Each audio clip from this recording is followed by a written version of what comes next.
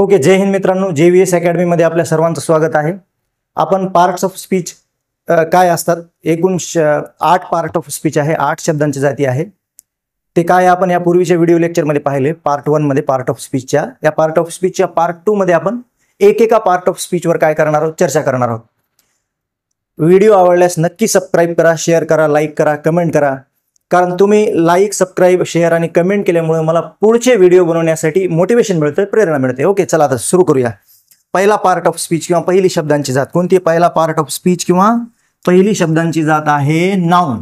काय आहे? पहिला पार्ट ऑफ स्पीच किंवा पहिली शब्दांची जात आहे नाउन. काय आहे? नाउन, की ज्याला आपण मराठीमध्ये काय म्हणतो? नाम. ओके, कोणत्याही एखाद्या वस्तू, व्यक्ती, ठिकाण, काय म्हणतो? कोणत्याही एखाद्या व्यक्ती, वस्तू, ठिकाण, घटकाला दिले जाणारे नाव. कोणत्याही एखाद्या वस्तू, व्यक्ती, ठिकाण किंवा कोणतेही घटक किंवा भावना यांना दिले जाणारे नाव म्हणजेच काय होय? नाउन होय.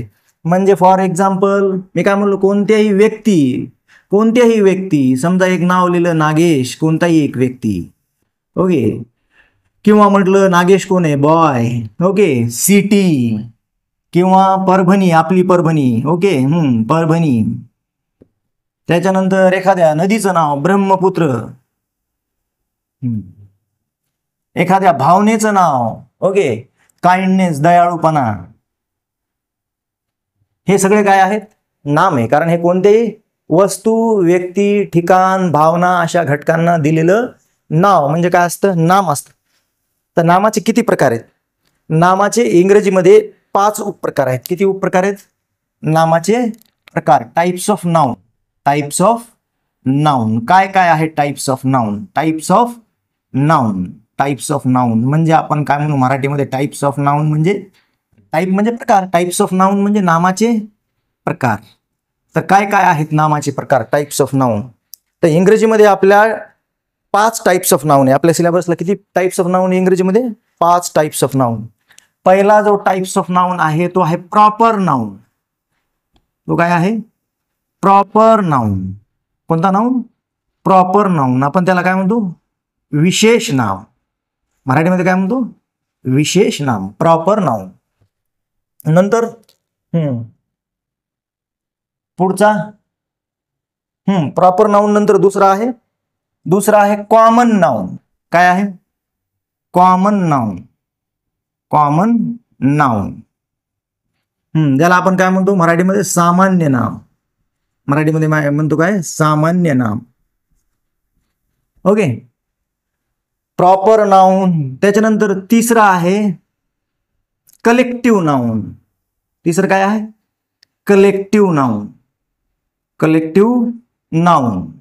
कलेक्टिव्ह नाउन ज्याला आपण असं मराठीमध्ये काय म्हणतो? समूहवाचक नाम किंवा समुदायवाचक नाम. समूहवाचक नाम. समूहवाचक नाम. ओके, नंतर चौथा आहे मटेरियल नाउन. Material noun.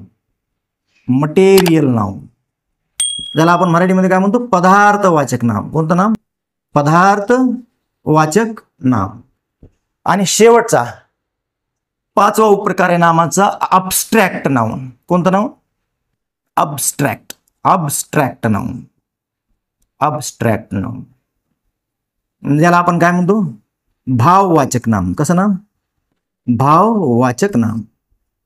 ठीक आहे, हे आहेत नामाचे 5 प्रकार. एक आहे प्रॉपर नाउन, दुसरं आहे कॉमन नाउन, मग तिसरं कलेक्टिव्ह नाउन, चौथा मटेरियल नाउन, 5वं अब्स्ट्रॅक्ट नाउन. आता 1 बाय 1 इथेही एकदा सांगतो शॉर्टमध्ये आणि मग नंतर डिटेलमध्ये सुद्धा 1 बाय 1 चर्चा करू. प्रॉपर नाउन एखाद्या विशिष्ट व्यक्तीला, वस्तूला, ठिकाणाला किंवा घटकाला दिलेलं जे स्पेशल एकच नाव असतं का? स्पेशल त्या वस्तूला, त्या एकाच वस्तूला, ठिकाणाला, घटकाला दिलेलं जे स्पेशल नाव असतं त्याला स्वतःला, समजा मला स्वतःला दिलेलं जे स्पेशल नाव असेल माझं, ते काय असेल? विशेष, मला एकट्याला दिलेलं ते विशेष नाम किंवा प्रॉपर नाम असेल. ओके, तर मग काय म्हणू आपण? रमेश. रमेश हे काय? एका विशिष्ट व्यक्तीला दिलेलं नाव आहे. मग रमेश हे काय? प्रॉपर नाउन आहे. परभणी हे एका विशिष्ट शहराला दिलेलं नाव आहे. मग परभणी हे काय आहे? प्रॉपर नाउन आहे. ओके, ब्रह्मपुत्रा हे विशिष्ट नदीला दिलेलं नाव आहे. ओके, विशिष्ट एका घटकाला दिलेलं नाव आहे ना, विशिष्ट एका घटकाला, त्या एकाच घटकाला, त्या एका पर्सनल एका घटकाला दिलेलं नाव, म्हणून हे सुद्धा ब्रह्मपुत्रा हे सुद्धा काय कॉमन नाऊन आहे. महाराष्ट्र एका विशिष्ट राज्याला दिलेलं नाव आहे, मग हे सुद्धा काय कॉमन नेम आहे. इंडिया हे विशिष्ट एका देशाला दिलेलं नाव आहे, म्हणून हे सुद्धा काय आहे प्रॉपर नाऊन आहेत. विशेष नाम, प्रॉपर नाव, विशिष्ट त्या एकाच घटकाचं, त्या एकट्याचं, त्या एका घटकाचं जे नाव असतं, रमेश, परभणी, ब्रह्मपुत्रा, महाराष्ट्र, इंडिया, ते काय ते कशामध्ये मोडतं प्रॉपर नाऊनमध्ये मोडतं. आता सामान्य नाम, सामान्य नाम म्हणजे एका जातीच्या व्यक्ती, वस्तू, प्राणी, ठिकाण यांना दिलेलं जे एक सामान्य नाम असतं, ज्यांना एक दिलेलं एक जनरल नाव असतं. ओके, समान गुणधर्मामुळे त्यांना एक दिलेलं, त्या घटकाला दिलेलं एक जनरल नाव असतं, त्यालाच काय म्हणतात सामान्य नाम. मग रमेश, नागेश, प्रथमेश असे सगळ्या मुलांचं एक सामान्य नाम काय होईल, या सगळ्या मुलांचं एक सामान्य नाम काय होईल, या सगळ्यांना, हे असे अनेक रमेश सारखे अनेक लोक आहेत, जनरलाइज केलं तर या सगळ्यांचं एक सामान्य नाव होईल. एक तर बॉय असतील ते सगळे, नाही तर वयस्कर असतील तर काय असतील मॅन्स असतील. ओके, परभणी सारख्या अनेक शहरांचं नाव, परभणी, जालना, नांदेड. ओके, तर यांचं सामान्य नाव काय होईल, यांचं सामान्य नाव होईल सिटी. ओके, किंवा डिस्ट्रिक्ट. ब्रह्मपुत्रा, गोदावरी, नर्मदा यांचं सामान्य नाव काय आहे, यांचं सामान्य नाव आहे रिव्हर. हे महाराष्ट्र काय राज्य, मग महाराष्ट्र, राजस्थान, कर्नाटका अशा सगळ्या यांच्या समूहाचं एक सामान्य नाव काय होईल स्टेट म्हणजे राज्य, बरोबर आहे. आणि इंडियांचं जनरल नाव, सामान्य नाव काय होईल कंट्री, याचं सामान्य नाव काय होईल कंट्री.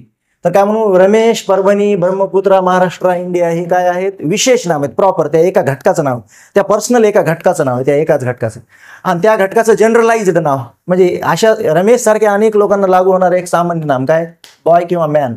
परभणी सारख्या सर्व घटकांना लागू होणारं एक सामान्य नाम काय सिटी. ब्रह्मपुत्रेसारख्या सर्वांना म्हणजे ब्रह्मपुत्रेसारखे जेवढे बी घटक असतील त्या सगळ्यांना दिलेलं एक सामान्य नाव रिव्हर. महाराष्ट्रासारखे आहे का, महाराष्ट्र एक आहे, महाराष्ट्रासारखे जे सगळे आहेत भारताच्या नकाशात त्यांचं एक सामान्य नाव स्टेट. आणि इंडियासारखे जे सगळे आहेत, इंडिया, जपान, फ्रान्स, चायना या सगळ्यांचं सामान्य नाम काय कंट्री. आता कलेक्टिव्ह नाउन, आता काय कलेक्टिव्ह नाउन, समूहवाचक नाम. आता काय कलेक्टिव्ह नाउन, ज्या नामातून आपल्याला समूहाचा किंवा समुदायाचा, समूह किंवा समुदाय कशाला म्हणू आपण, ज्याच्यामध्ये एकापेक्षा जास्त घटकांचा समावेश. आपण समूह किंवा समुदाय कशाला म्हणू, ज्यामध्ये एकापेक्षा जास्त घटकांचा समावेश आहे. कारण कलेक्टिव्ह म्हणजे कलेक्शन पासून बनलाय, कलेक्शन या शब्दाचा अर्थ समूह, एकापेक्षा जास्त घटक. ज्या नामातून एकापेक्षा जास्त घटकांचा बोध होईल त्याला काय म्हणतात कलेक्टिव्ह नाउन. म्हणजे कोणत्या शब्दातून किंवा कोणत्या नामातून एकापेक्षा जास्त घटकांचा बोध होईल. समजा आपण आपल्यापासून सुरुवात करू, फॅमिली. फॅमिली म्हणजे कुटुंब, कुटुंबात काही एक व्यक्ती नसतो.